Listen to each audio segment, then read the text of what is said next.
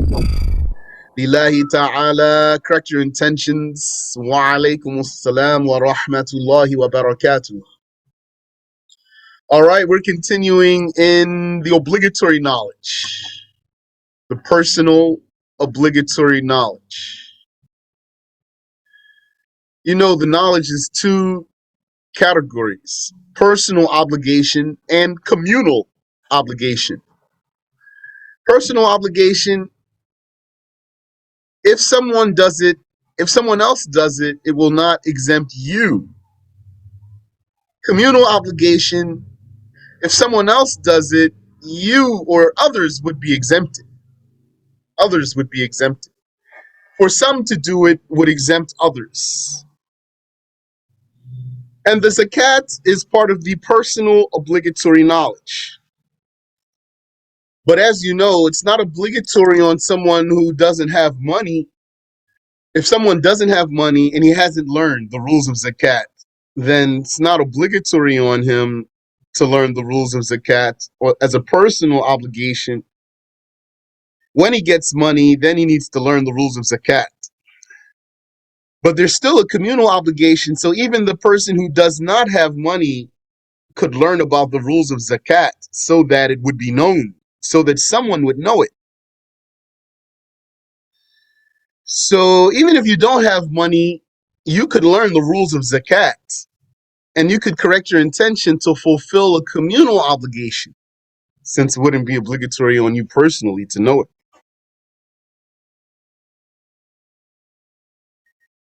Because there always has to be Muslims who know things, who know the knowledge. That's why even in wartime, Allah instructs us in the Quran that when some of the Muslims go to war, some of them have to stay behind so that they can study.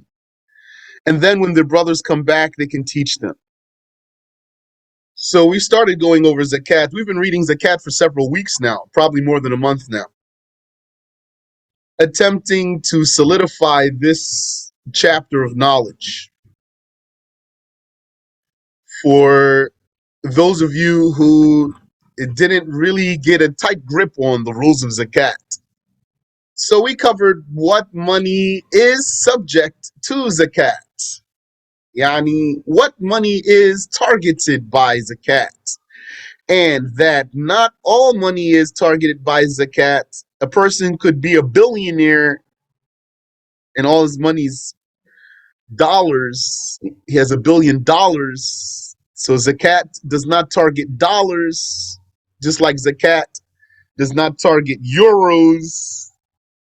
Zakat does not target yen or ruples, but zakat targets gold and silver, not dollars. And zakat targets animals, the animals you've learned about. And zakat targets grains, and it targets fruits, the fruits you learned about. And also, if you're a trader, zakat targets the value of your trade, the value of your trade. So that should be clear for you now. If you have any question, feel free, please. Now, what if you have these types of money? If you have any of these special types of money that are targeted by zakat, then that means, khalas, now I have this animal, I have to pay zakat. I have some gold, I have to pay zakat. No, not like that. Before I forget to, let me qualify my statement. When I say zakat does not target dollars or euros or the like. That's according to the Shafi'i school and the Maliki school and the Hanbali school. 3 out of the 4 schools. The Hanafi school said there is zakat on anything that is circulated like gold or silver. But we're not teaching the Hanafi school here. And I probably don't have many answers for you if you want to ask me about the Hanafi school here. Yes. When I said zakat does not target dollars or euros or uh, other types of currency, pounds, yen,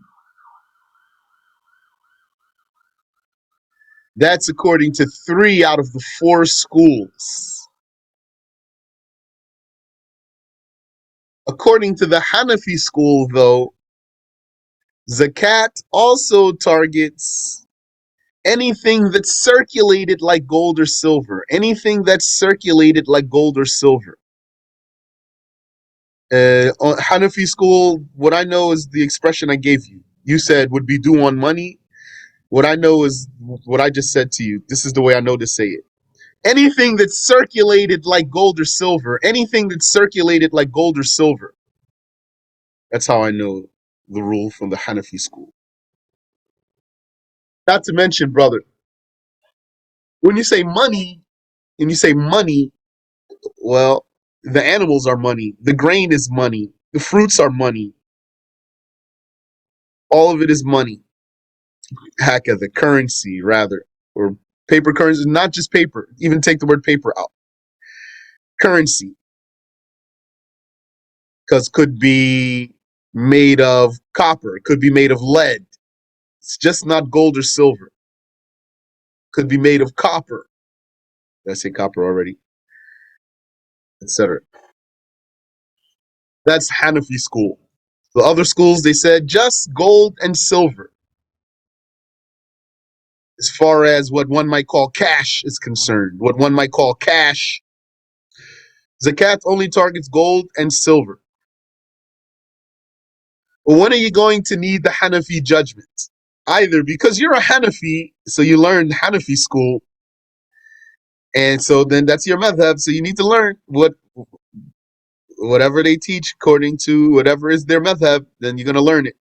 Or even if you're not a Hanafi all the way, but you put your money in the bank that deals in riba, if you put your money in the bank that deals in uh, uh, interest, the banks that deal in interest, if you're putting your money in those banks, then the only way you could do that lawfully is according to the Hanafi school. So then you're going to need to learn the rules of zakat according to the Hanafi school concerning the money that you've had in the bank for a year. I don't have those rules though. Though I should, but I don't.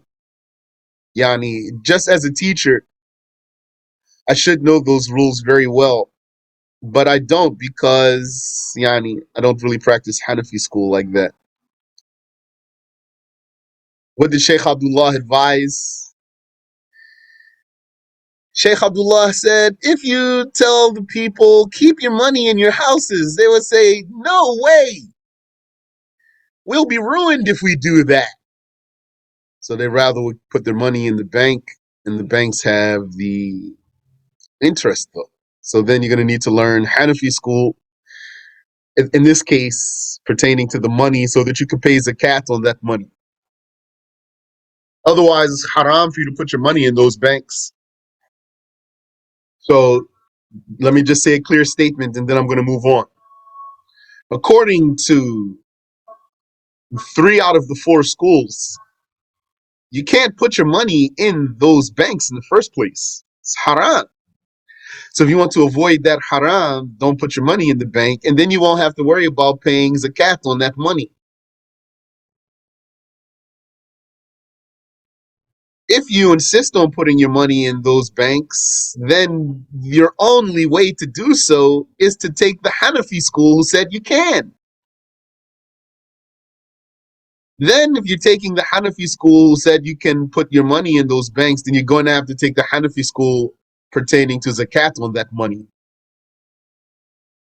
All right, so is it the case? Is it the case that if you just have any of these types of money, you have to pay zakat? No, it's not that simple. Rather, there are conditions. After actually having the money, there are conditions. that need to be fulfilled in this money so that you'd be obligated to pay zakat. And after the author, may Allah have mercy upon him, mentioned the types of wealth on which paying zakat is obligatory. What are those types? Livestock, which are in particular camels, cows, sheep, and goats. Camels, cows, sheep, and goats. Camels, cows, sheep, and goats. Then there's a type of person who's going to say after that, is there anything else? Camels, cows, sheep, and goats. Bullion, that's gold and silver.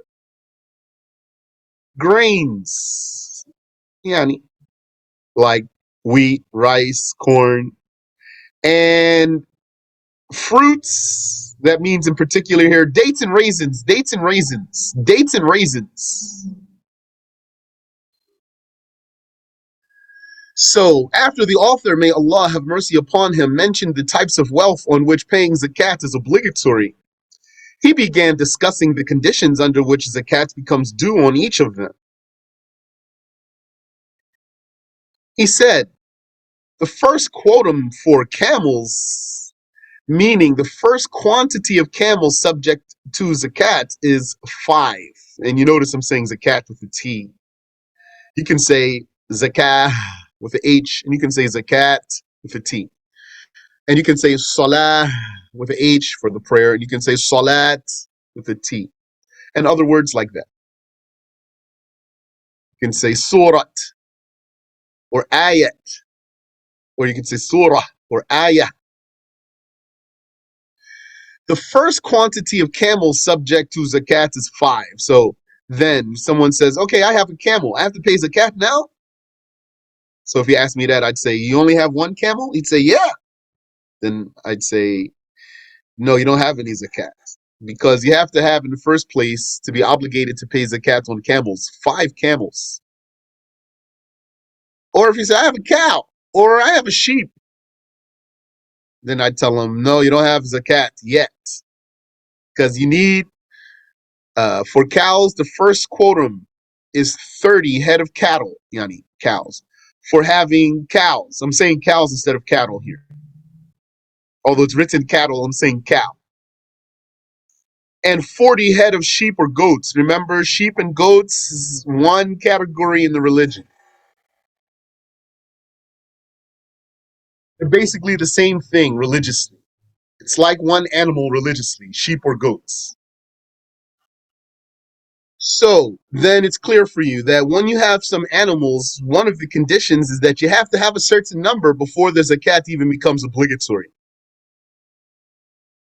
Zakat is not due prior to this set quotum. That is, yani, comma, or colon if you want. No zakat is due before the camels, cattle, yani camels, cows, or sheep and goats reach the aforementioned numbers. But why it says first? We'll see, because there's a second number.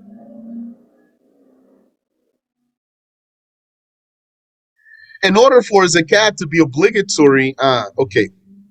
So now, let's say the person had 5 camels, or 30 cows, or 40 sheep. So he says to me, I have 5 camels. Do I have to pay zakat? Or I have 30 cows. Do I have to pay zakat? Then I'd say to him, how long have you had them? So if he says, I just got them like last week, then I'd tell him, no, because you have to have them for an entire year. The same ones too, not just the number, but the same exact ones for a whole year. In order for zakat to be obligatory, comma, a lunar year must elapse after having the quotum. Period. That's one case there. So you need a lunar year to pass on that. And supposing he said to me, I've had 5 camels for a whole year. Do I have to pay zakat? So then I could ask him, how do you feed your camels? Do you buy the fodder for them? Do you bring the food to them so they can eat it? Or do you take your camels out to graze? So if he says, no, I buy the fodder, I bring it to them, then I tell him there's no zakat for you. If you have to pay for their food, there's no zakat. So here it should be capital A, starting a new sentence. Or if you want, instead of and here, put also, just to make the sentence nice. Also, comma, the livestock must have grazed in a public pasture. Public means not owned by anyone in particular, i.e., the livestock must have grazed by its owner. Yani, you, the owner, you took your animals to graze them. You took them out to the field for them to eat the grass. Or his proxy, yani, whoever does that for you. In a public pasture that is commonly shared among the people, yani, that's what public means, not owned by anyone in particular. And that has no specific owner, this pasture. The same animals. First, you need to get the number of animals, and then once you got the number, you have those same ones for a whole year. Therefore, no zakat is due upon animals whose feed or fodder is brought to them or that graze on their own. The livestock must not be working animals. So also I might say to that person, so you have animals? Say yes. What kind do you have? Camels. Okay. How many you have? 5. Okay. How long you had them? A whole year. Okay. How do you feed them? I take them out to the pasture myself. In the pasture, nobody owns it. Oh, mashallah. Okay. Are any of them working animals?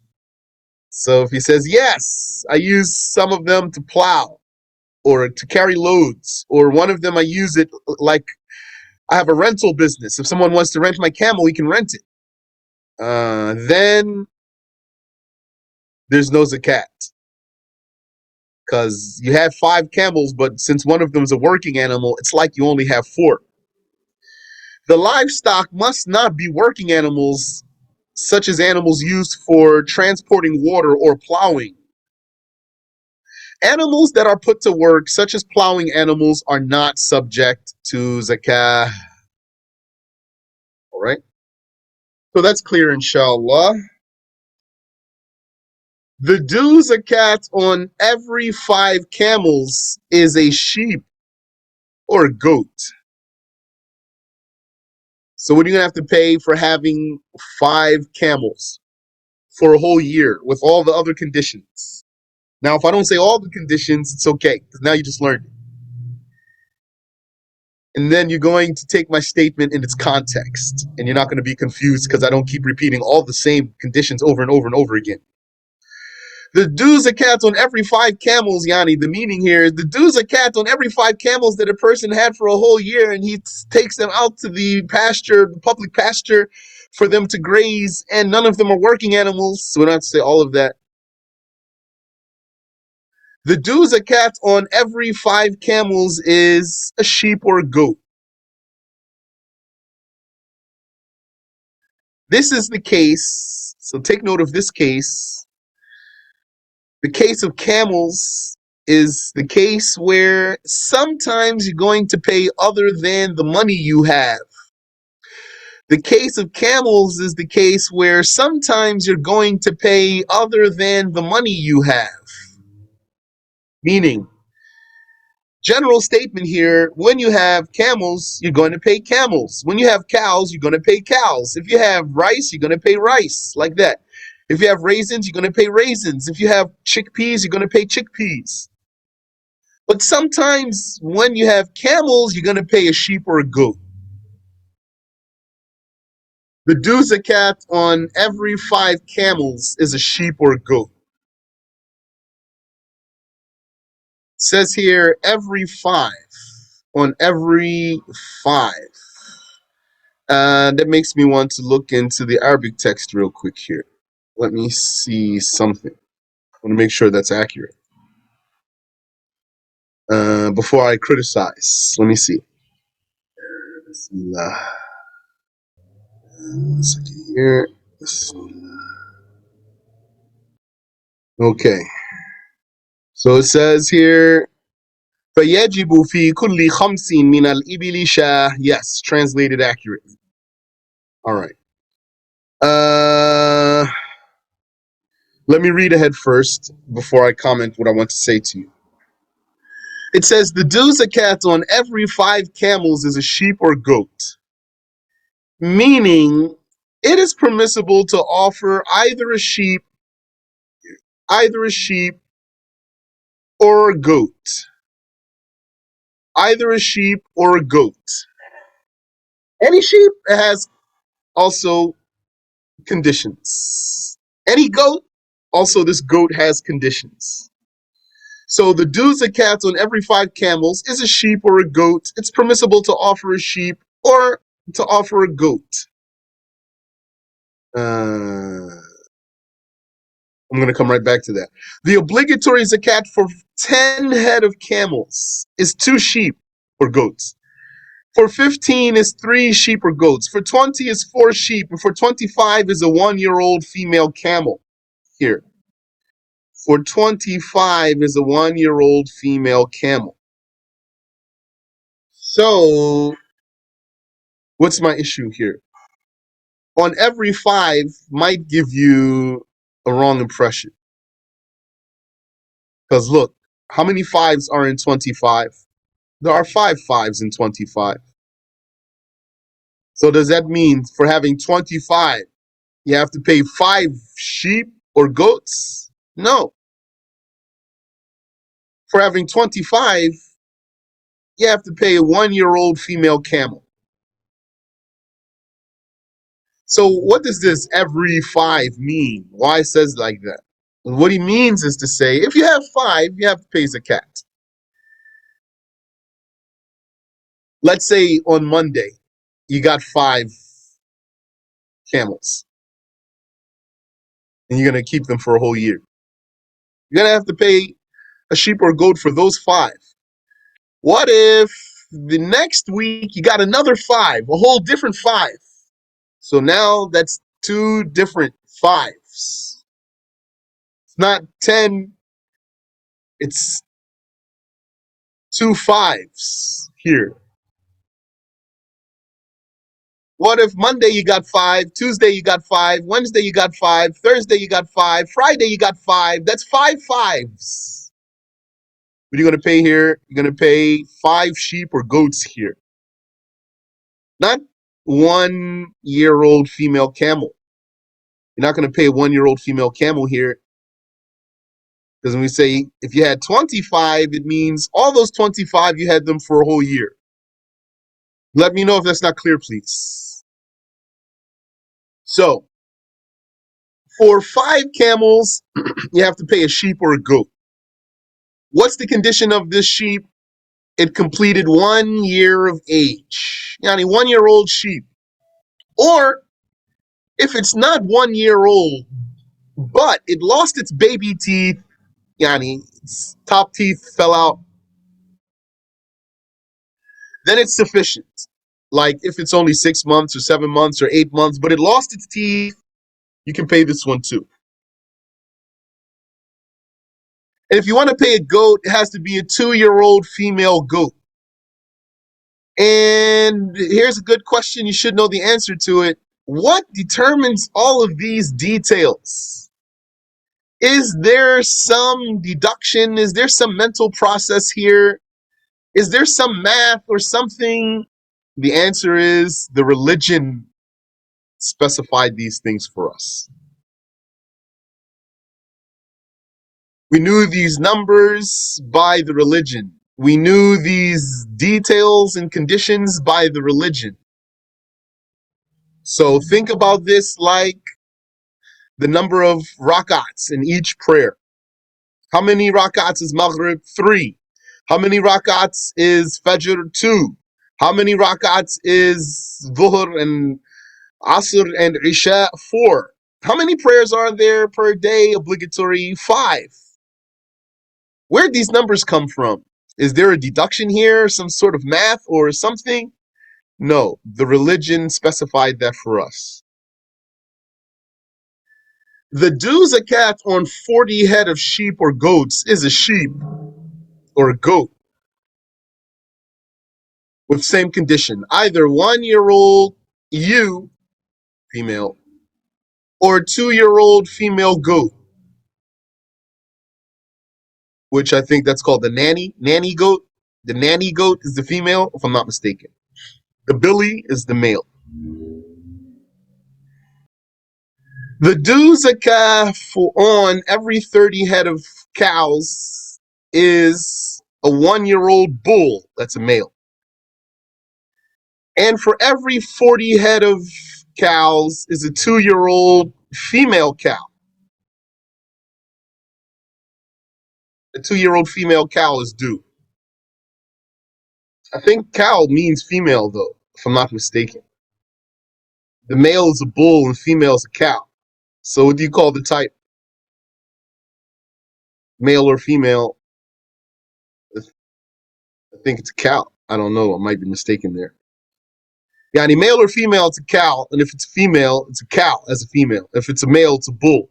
If I'm mistaken about that, let me know, please. Or if there's some other words too, let me know there. But not cattle. I don't want cattle. Any amount of livestock between the set quotums is exempt, i.e. is not subject to zakat. This means, okay, so if you only had, let's stick to the camels for now. If you only had 1 or 2 or 3 or 4 camels, there's no zakat. If you have 5 camels, then the number starts, and you need to also now observe the other conditions. How are they grazed, and are any of them working animals? Or how are they fed, and are any of them working animals? So if all the conditions are fulfilled, you have to pay the zakat for those 5 camels, which is a sheep or a goat. That means you're going to say, as, a camel jockey, I suppose. You're going to say, okay, now I got to pay zakat. Let me go and buy a sheep or a goat so I can give it to somebody. And then that's what you're going to do. You're going to go get a sheep or a goat, and maybe you're going to put it on a leash, and you're going to walk down the street to the masjid, or you're going to find somebody, and you're going to say, Assalamu alaikum. Brother, you're poor? Or sister, you're poor? Here's a sheep for you. Or here's a goat for you. So then we said, if you have 10, you have to pay 2 of those 10 camels. So what about if you had 6 or 7 or 8 or 9? Then it's going to be like you only had 5. That's the meaning of this statement. Any amount of livestock between the set quotums is exempt. So when it comes to the animals, the numbers jump. And we mentioned why. Because you cannot divide animals as precisely as you can divide other types of money. When you're dealing with grains, when you're dealing with bullion and like that, you can divide it more precisely down to the decimal. Animals, you can't divide like that, so the religion didn't charge us with dividing them like that. That's why when it comes to the grains, when it comes to the bullion, when it comes to the fruits, the numbers are not going to jump.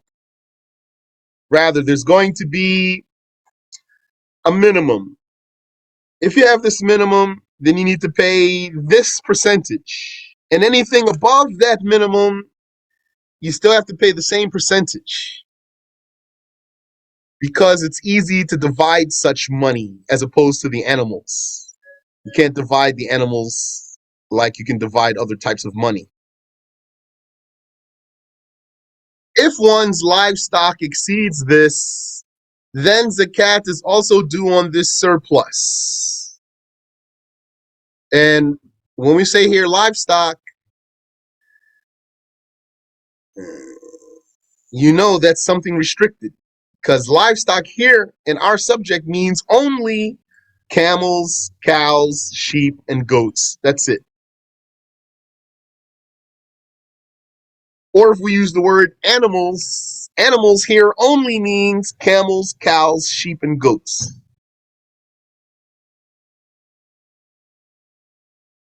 The Arabic word is an'am, al-an'am. That means exactly camels, cows, sheep, and goats.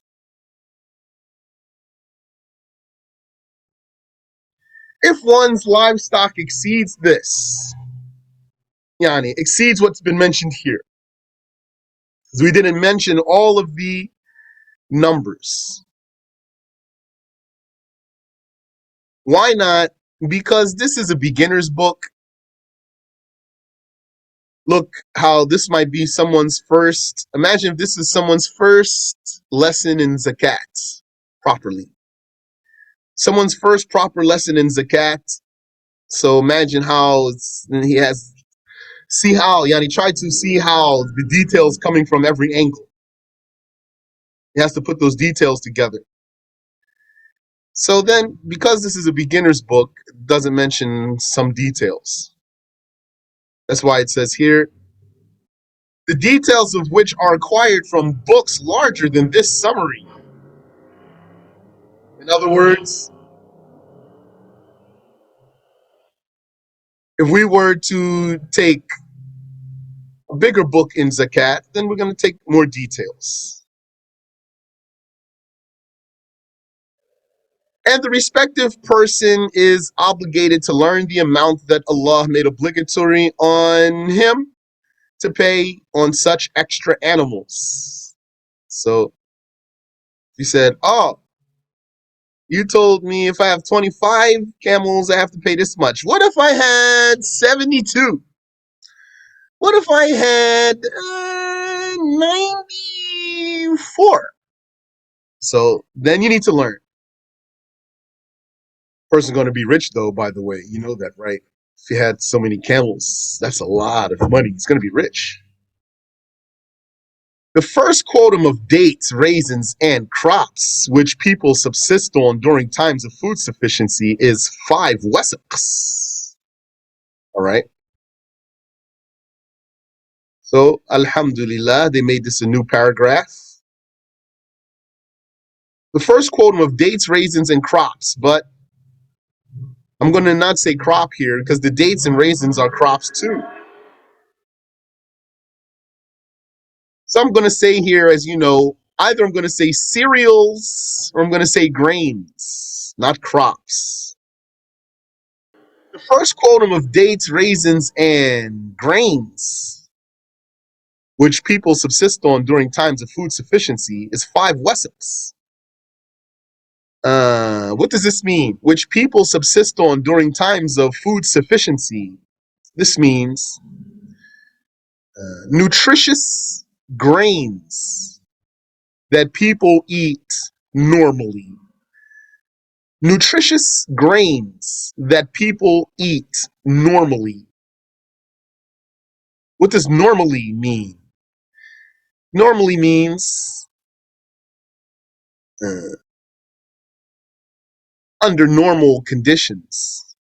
Under what's not normal conditions? Not normal conditions like wartime or famine, like our brothers and sisters in Palestine now. What are they eating? Allah knows, because it's not normal time for them now. So they might have to eat, Allah knows what they might have to eat. So if they're eating something now that people don't usually eat, would there be zakat on that? Let's say it's a grain. There are grains, don't you know? There are grains, yani, there are plants that grow that are actually grains. But people don't eat them. The humans don't eat them if they didn't need to, because they don't like them. And so no farmer's going to farm them because nobody's going to buy them. But if you were to eat them, they would keep you alive. So something like that, there's no zakat on it because nobody eats it. if he didn't have to.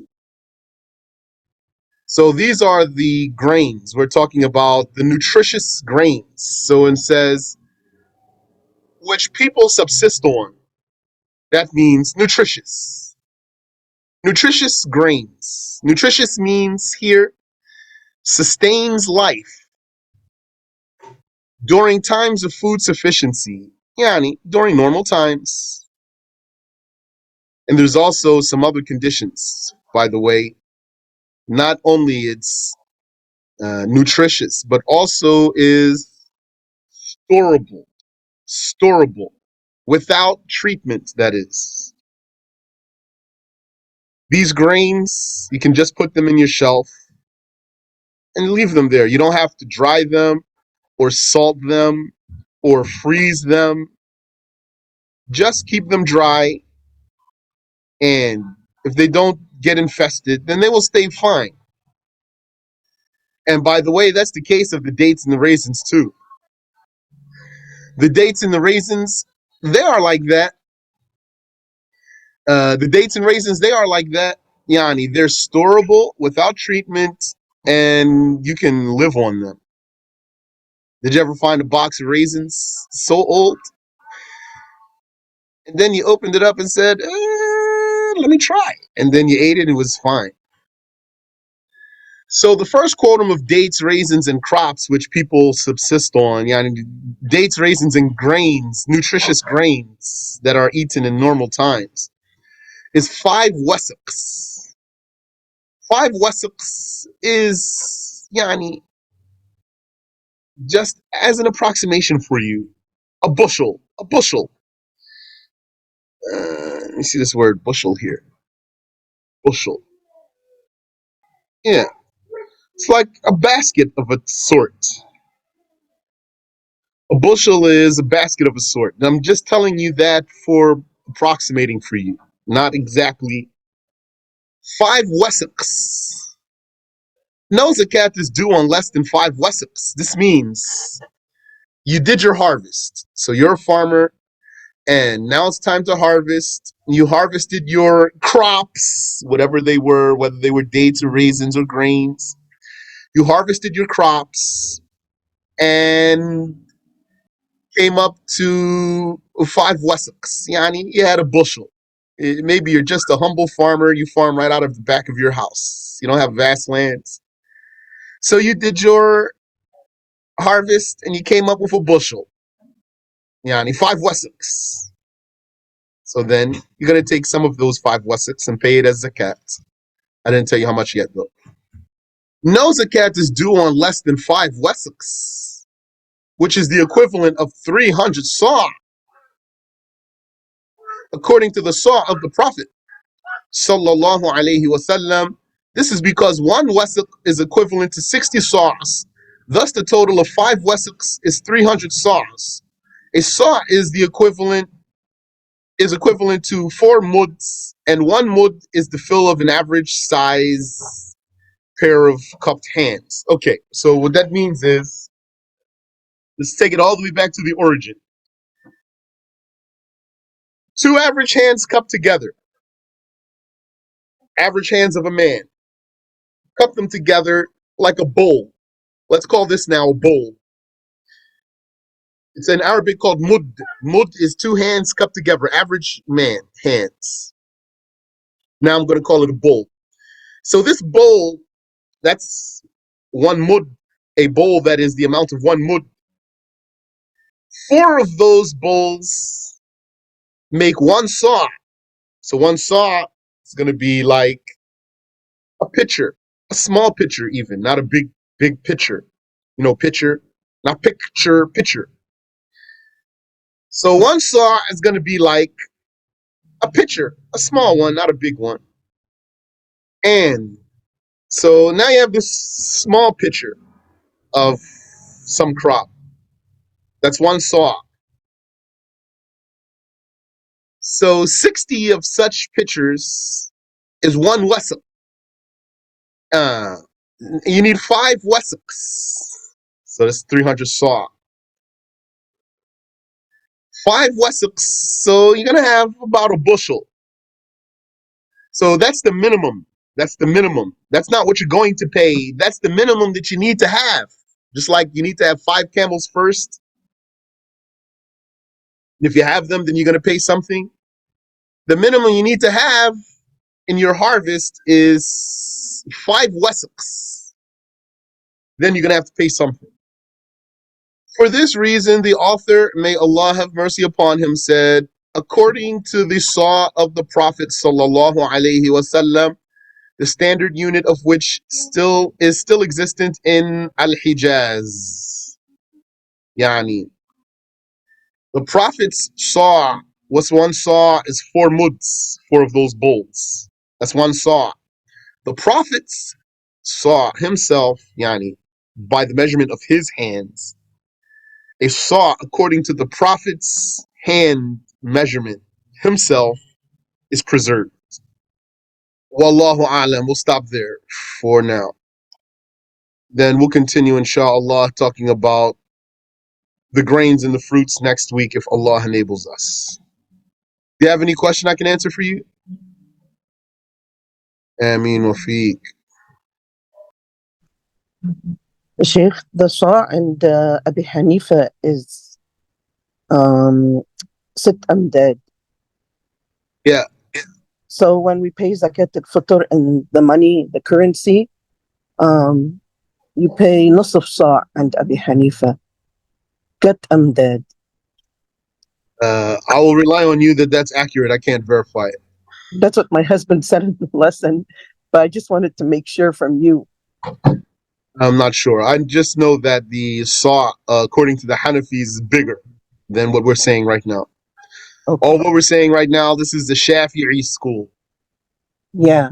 So when we pay zakat in the Shafi, you pay the actual wheat or corn or rice or whatever it is. Yes, that's the Shafi'i school. You're not going to pay, according to the Shafi'i school, when you pay zakat, you're not going to pay the value. You're going to pay actually whatever it is you have. Yeah. Yeah. Barakallahu fikum. When I was new Muslim and a youngster, a brother came and gave me a bag full of wheat grains. Subhanallah wa bihamdi. I kept them for a long time. I didn't know what to do with them. I figured I might as well boil them and put salt in them. Can't go wrong. But I don't think they came out right. Subhanaka. Yes. Shaykh Ra'id, if you would have put sugar, it would have been good. Yeah. That's right, mashallah. They make it like a sweet in Lebanon, like that.